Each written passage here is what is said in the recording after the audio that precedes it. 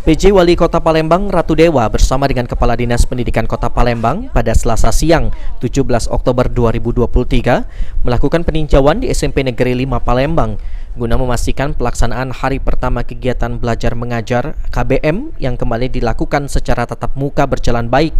Setelah sebelumnya KBM tingkat TK, SD, SMP di Palembang terpaksa dilakukan secara daring akibat tingginya kondisi ISPU. Usai peninjauan, PJ Wali Kota Palembang Ratu Dewa mengatakan dari peninjauan ini siswa yang ditemui merasa senang dengan KBM tatap muka langsung. Setelah sebelumnya KBM dilakukan secara daring.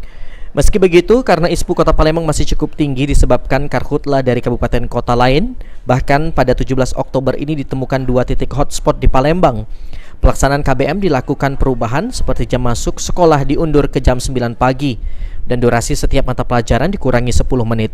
Sementara itu baru siswa jenjang SD dan juga SMP yang dilakukan KBM tatap muka langsung.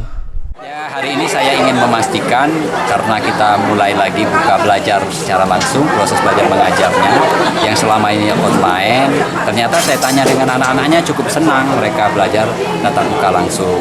Tetapi kita atur jamnya kalau selama ini dimulai dari jam 7, sekarang dimulai dari jam 9. Masing-masing untuk jam pelajarnya ada pengurangan selama 10 menit.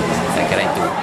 Sementara itu, Kepala SMP Negeri 5 Palembang, Nursia Lelawati menyampaikan dengan KBM yang kembali dilakukan tatap muka, siswa dan juga guru merasa lebih senang lantaran dalam KBM daring terkendala dengan kuota internet serta tidak semua siswa dapat memiliki gadget.